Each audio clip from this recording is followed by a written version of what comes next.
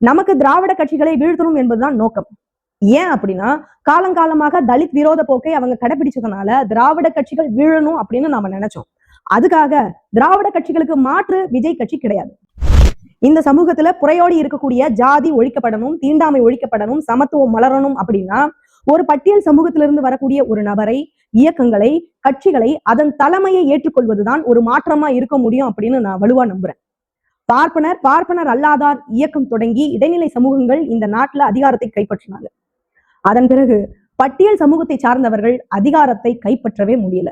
அதுக்கான போரை நம்ம தொடங்கணும்னு நம்ம கூட நிறைய நாள் பேசிக்கிட்டு இருக்கோம். காரணம் என்னன்னா, தொடக்க காலத்துல திராவிட கட்சிகள், திமுக போன்ற கட்சிகள் ஆட்சிக்கு வரும்போது அந்த நேரத்துல தலித் அமைப்புகள் வலுவா இருந்திருக்கு. பல தொகுதிகள்ல 2வது இடம்லாம் இருந்திருக்கிறாங்க.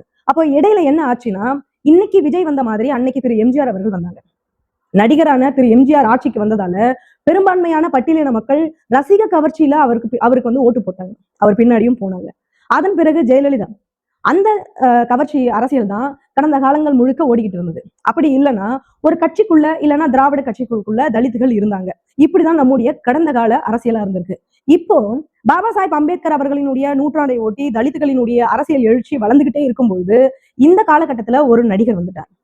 இப்ப என்ன சொல்றாங்கன்னா, திராவிட கட்சிகளை வீழ்த்திட்டோம், இனிமே விஜய் தான். தலித் இளைஞர்கள் பேசிக்கிட்டு இருக்கிறாங்க, தலித் கட்சிகளும் பேசிக்கிட்டு இருக்காங்க, இனிமே விஜய் தான் பேசுறாங்க. இது எவ்வளவு பெரிய ஒரு ஆபத்தான அரசியல்.